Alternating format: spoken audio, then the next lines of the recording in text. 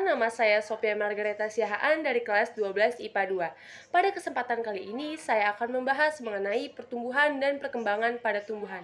Yang pertama, kita akan membahas mengenai pertumbuhan. Apa itu pertumbuhan? Pertumbuhan adalah suatu proses pertambahan ukuran, baik itu tinggi, massa, maupun volume. Pertumbuhan bersifat irreversibel atau tidak dapat balik lagi.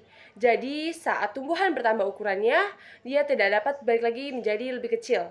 Pertumbuhan dapat diukur atau bersifat kuantitatif. Misalnya, pertambahan tinggi, lebar daun, dan lain sebagainya. Pertumbuhan dibagi menjadi dua, yaitu pertumbuhan primer dan pertumbuhan sekunder. Yang pertama, kita akan membahas tentang pertumbuhan primer. Pertumbuhan primer adalah pertambahan tinggi pada tumbuhan. Pertumbuhan primer terjadi karena pembelahan sel-sel primer dan karena aktivitas merisem apikal. Merisem apikal itu ada di ujung akar dan di ujung tunas. Yang kedua, kita akan membahas tentang pertumbuhan sekunder. Pertumbuhan sekunder adalah pertambahan lebar pada tumbuhan. Pertumbuhan sekunder biasanya terjadi pada batang. Dan pertumbuhan sekunder terjadi akibat dari aktivitas merisem lateral atau merisem sekunder. Yang kedua, kita akan membahas mengenai perkembangan. Apa itu perkembangan? Perkembangan adalah suatu proses menuju kedewasaan pada organisme. Perkembangan ini berhubungan dengan diferensiasi dari setiap sel. Perkembangan ini juga menunjukkan pertambahan kompleksivitas pada tumbuhan. Biasanya, perkembangan berlangsung secara bersamaan dengan pertumbuhan. Selanjutnya, yang ketiga, kita akan membahas mengenai faktor-faktor yang mempengaruhi pertumbuhan dan perkembangan.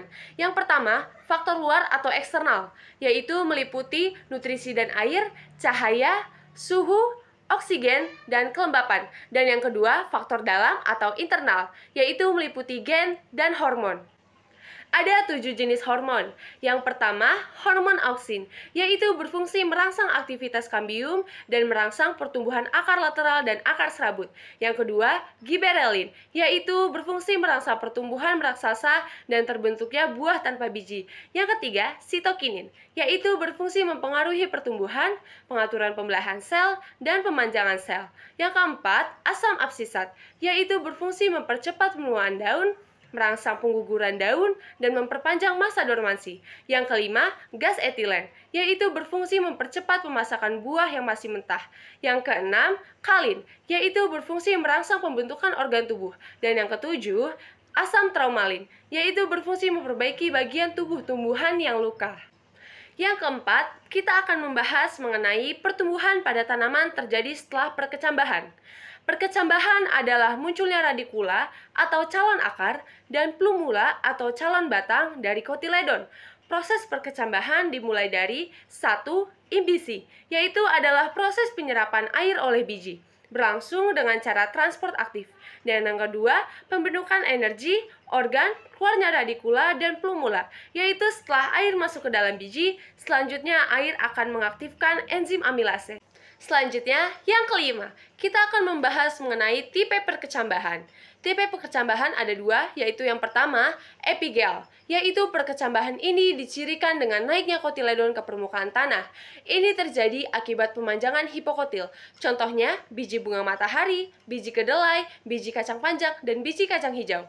Yang kedua, hipogel, yaitu perkecambahan ini dicirikan dengan menetapnya kotiledon di dalam tanah. Ini terjadi akibat pemanjangan epikotil. Contohnya, biji jagung dan biji kacang koro. Dan yang terakhir, yang keenam, kita akan membahas mengenai teori titik tumbuh. Yang pertama, teori tunica corpus, yaitu pertumbuhan ada dua, yaitu pertumbuhan ke dalam dan keluar. Dan yang kedua, teori histogen Hanstein, yaitu pertumbuhan ada tiga, yaitu yang pertama, dermatogen, yaitu titik tumbuh yang menghasilkan epidermis.